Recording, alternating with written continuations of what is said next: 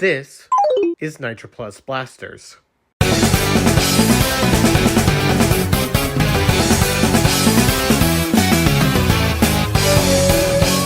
It is a fighting game made by Examu and produced by Nitroplus, who you may know as the creators of a bunch of different visual novels.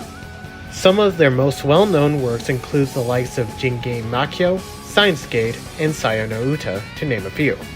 I never actually played any of their visual novels and don't really plan to, but they do seem very interesting given their importance within the VN community.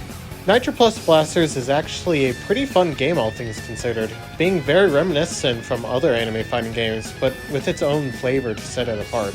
And being a fighting game nerd that I am, I of course really enjoy the game.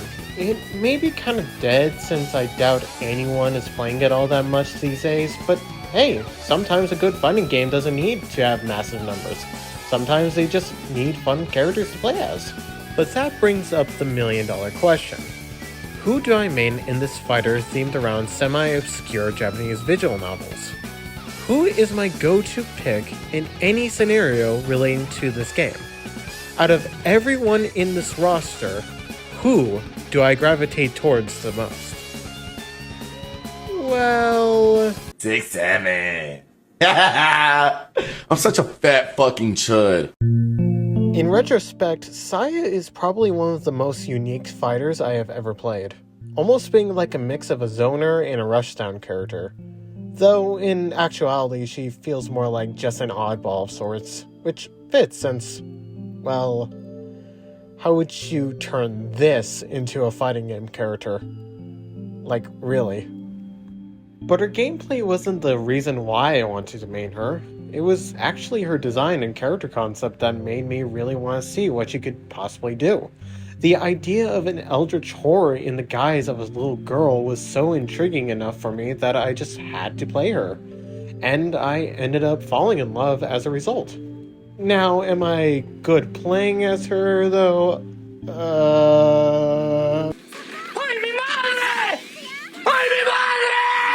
Sometimes I just want to fucking kill someone. But that's fighting games for you.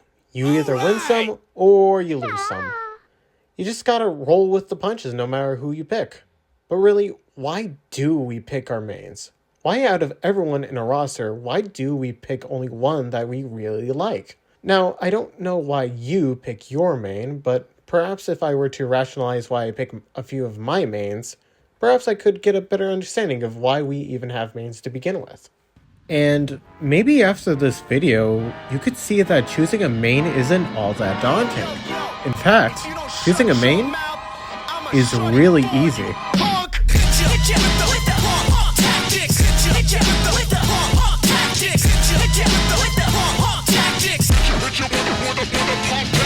Alright, you saw the thumbnail. Let's go from thing 1 to thing 2. Hold up. Ain't you Nathaniel B? What is that? Get the fuck out of the floor! So, a little known fact about me, but I love The King of Fighters. It is my all-time favorite fighting game series, mostly because the characters in those games are so cool, dude. But out of everyone in the roster, if my GOAT Orochi Chris is there, I am picking him turn 1. 97, 98, 2002, 15. If he's there, I am there too. Now, I want to say something that bugs me, and that SNK, my guys, stop making everything about Orochi. Oh my god, bro. I love Orochi as much as y'all, but y'all treated Saga so damn good that y'all could rival Game Freak in terms of nostalgia baiting. Y'all legit have a saga dedicated to a bunch of dyed Hikeshu members, basically doing what the Hikeshu did in KOF 97. That was nearly 20 years ago at that. You might as well just put Gonets next to Psyche and called it a day right then and there. I appreciate giving my favorite saga the love it deserves, but y'all give barely anything for the next saga and the saga you're building right now. Just let the past rest. However, on that note... Yeah! KOF designs generally work really well, but personally Chris has always been my favorite just because of how simple he kinda is, but which really hides his more dark intentions. Legit, when I was first getting into KOF, I was looking through the characters on the official website, and the first time I saw Chris, I was just kind of wowed by how good his relatively simple design was.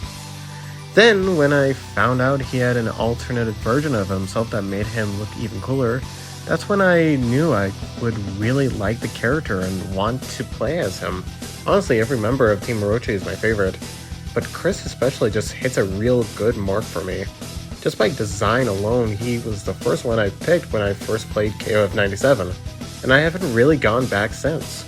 And that brings me to why I think choosing a main is pretty easy in a fighting game. It's all about designs. Gameplay absolutely helps, but I bet even the top tier players don't play their best characters just on that alone. A good character should have a good design first and foremost. That way, people are willing to play these kinds of games and lab out their picks. It's what got me into playing as Orochi Chris in the first place. Speaking of designs and Chris, holy crap, his design in KOF 15 is so good. Him wearing the same Hikeshu robes that Gonetsu wears is fantastic. Honestly, SNK needs to make those robes official merch. I don't care how much they cost, I want the Orochi drip. But design isn't everything. Okay, well, it is everything, at least for me since I'm an artist and love character design, but personality helps in spades as well. And if we're going to be talking about personality, how about we go to the streets to find our next fighter? Hey, is that one purple? Purple is my favorite color! Unlike KOF or Guilty Gear, I am not really the biggest Street Fighter player. I do enjoy the games, but I'm more of a 4-button kind of guy and not a 6-button one. Still though, I really do like the wide personality the cast have in those games, with Juri Han standing out as my favorite character from the many characters in the Street Fighter canon. Juri is obviously a massive fan favorite for, reasons, but also because out of most of the main cast in Street Fighter, she stands out as being one of the few with the most personality and growth. Street Fighter characters generally have not much personality to them. The good guys are good, the bad guys are bad, etc. However, there are some who used to be one-dimensional now support a bit more to them, or was clearly built with a story in mind. Juri is one of those of the latter, and not simply there to fill a slot. In a way, she was a response to how Ryu had Akuma, being an arch-rival of sorts for Chun-Li. And it shows in how they have similar backstories yet very different personalities. Where Chun-Li was affected by M. Bison but sought out to seek justice, Juri, on the other hand, became violent and manic. Both had lost their loved ones to a cruel dictator, but took their traumas into different lights. Honestly, Juri is surprisingly deep for a fighting game character, especially as a villain. She presents herself as this manic and oftentimes cruel villain who only wants to seek out the next thrill, when in reality she is very depressed and traumatized. Chun-Li even spells it out as much in her arcade run, where she knows that they're both Bison's victims, which certainly left a mark on Juri in the process. Though, obviously, her crazy persona is what fans love her for, myself included. What can I say? I love women that can actually just kill me. However, she is not the only Street Fighter girl I really like, because there is another from a much older title. That being...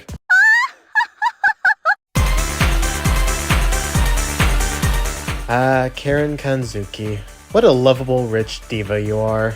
Unlike Juri, who is a relatively deep character, Karen is much more simple, being a yahadi rich girl and rival to Sakura.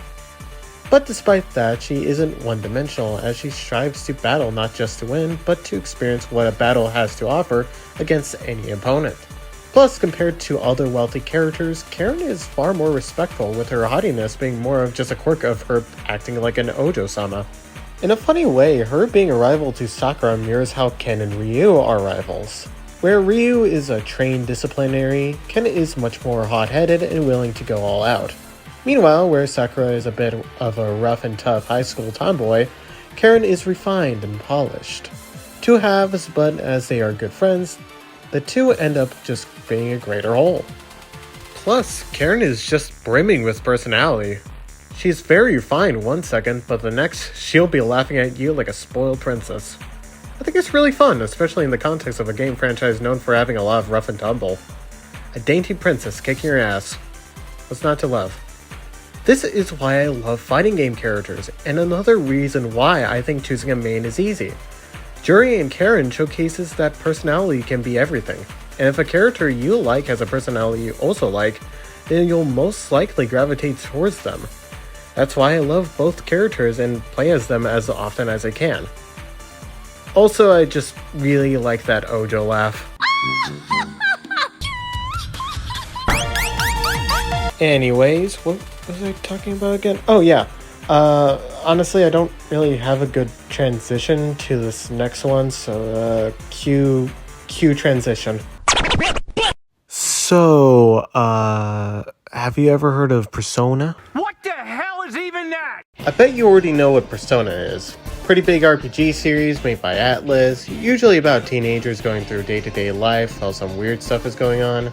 I played the 5th game like half the planet has, and I am currently playing the remake of the 3rd game, Yuko Best Girl by the way.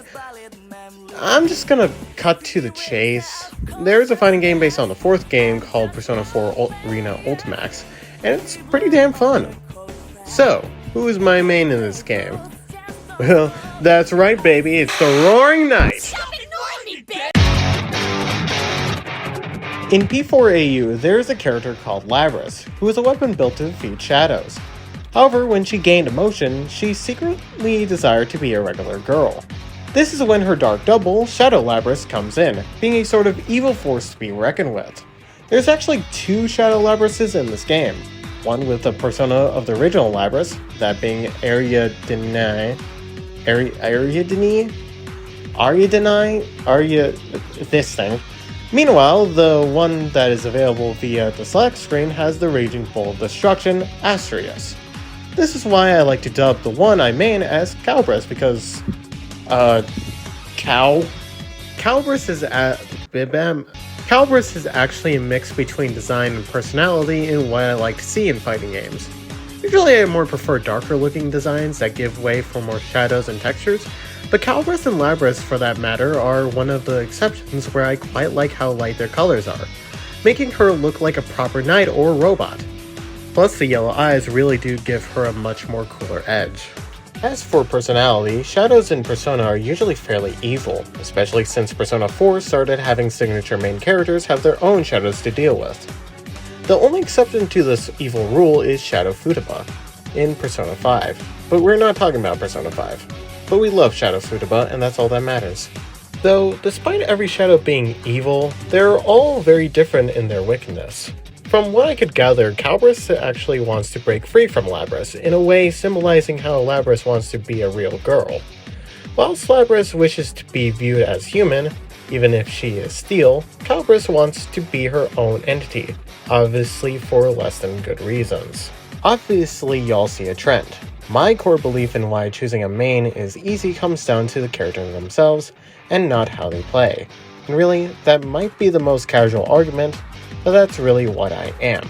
I don't do tournaments, I really only do rank matches if I want a little extra kick, and I'm not that knowledgeable on frame data, or what have you. I just like fighting games and playing as silly little characters in those games. But I think like how one may face their own shadow to find the truth, I think I should come clean. I have been lying to you about this whole video. The reason why you must have clicked on it in the first place. To understand why I think what I think. In making of this video, I had realized something. What I said in the beginning is a bold-faced lie. It's not easy to choose a main, and I will explain why in this next and last character.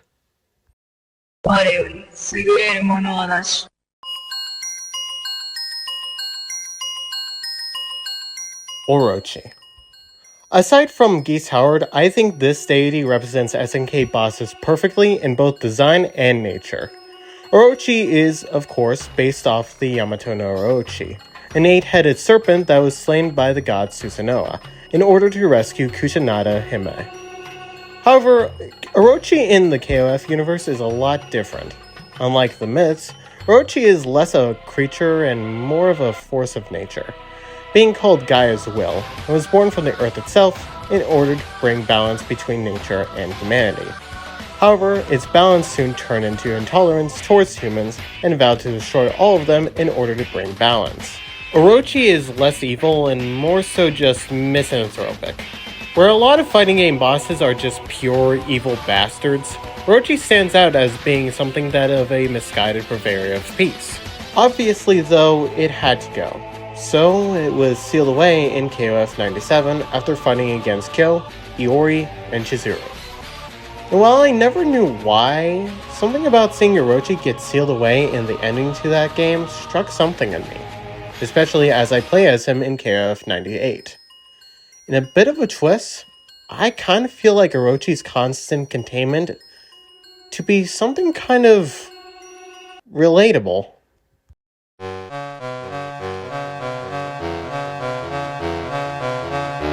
Now, I do not really wish to get personal in a video about fighting games, but I do want to say that when I say I find Orochi's stealing relatable, I do mean it on a very specific level. Sometimes I myself feel like I am trapped in some kind of way. I am nearing my 20s and I sometimes think to myself, what am I gonna do next? Sometimes I just feel stuck and even trapped in some cases, like I am in some kind of metaphorical circle.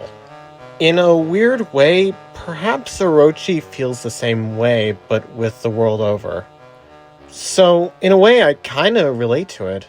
It's not much, but it's enough to make me feel invested in the character. In fact, in face value, I could find something relatable in every character I mentioned so far. And perhaps that's why, in reality, choosing a main is one of the hardest decisions one can make. Our preferences, what we latch onto, and what we relate to, it's all based on the lives we led so far. Life is not easy, and thus choosing who we want to play as isn't either. However, in that context, it definitely becomes a lot easier to understand. The reason why I choose a majority of my mains is because I find something to relate to them in some shape or form. Whether design, personality, story, or just general characteristics. That's my reason, and I really wouldn't have it any other way.